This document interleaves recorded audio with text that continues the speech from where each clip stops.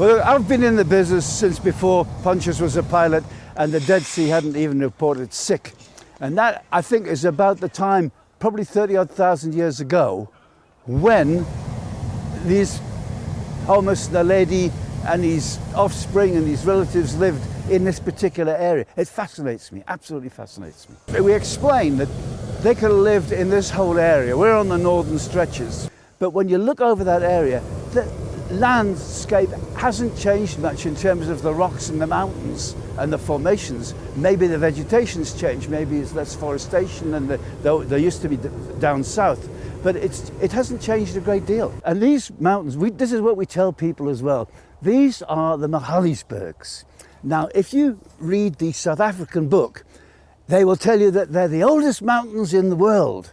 But if you read the South American book, they're the second oldest mountains in the world. It's great to share that sense of place and the feeling that you get with other people.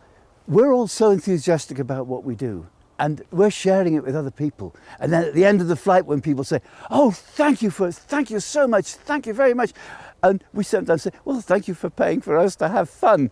And of course, then we're going to come back for breakfast and have some of my most famous Northumbrian porridge, which is another story. That's only 600 or 700 years old. I came to this country from Bermuda, and ever since I was a 14-year-old, I was always interested in sailing. And as I became more fortunate, I managed to have a beautiful sailboat, a 45-foot ocean-going sailboat and a water ski boat. And living in Bermuda, people said, "But it's a golfing nation, why are you sailing?" And I said, "Well, the girls wear much more interesting clothes when they're sailing."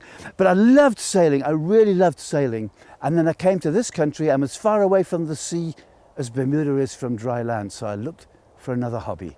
And a hot air balloon flew over in 1976. It flew over my house in Randburg in those days. I ran out, I said, "Where do I learn to do this?" And this guy, Terry Adams, he was number 5 in the world at the time. He taught me, and most of the old pilots in South Africa he taught. And I took it up as a hobby, one that I couldn't really afford. And I thought, well, maybe if I charge people, they can pay for it. And then I'll have free flying. And then I was approached on the 1st of April, 1981, by DCA, as it was then. He said, "Arthur Thomas here." He said, "You're running an airline and hire and reward, and you're not licensed." And I said, "If it wasn't April Fool's Day," after midday. And I said, "Okay, fine. What do I do? How high do I have to jump? You know, if they want you to jump as high as you can and do your best to cooperate." And we did, and we applied for an airline license. So I'm an airline owner. We're a fully licensed, non-scheduled airline ever since 1981. And that means, for the public's point of view, the passenger's point of view, it means that we do things right. We're properly insured, we're properly maintained, properly licensed aircraft. Our pilots go on the courses, regular updates every 6 months. I check them. Every year they do a crew resource management course. And it's brought the standard up of ballooning throughout the country.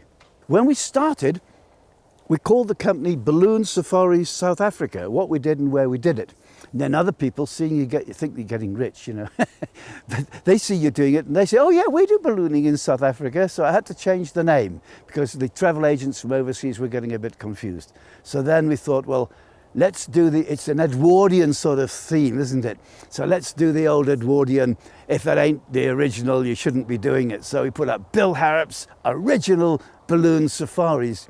And of course that name has stuck. It's been a bit of a joke. And it makes people ask, why do you say you're the original? And so I can explain it.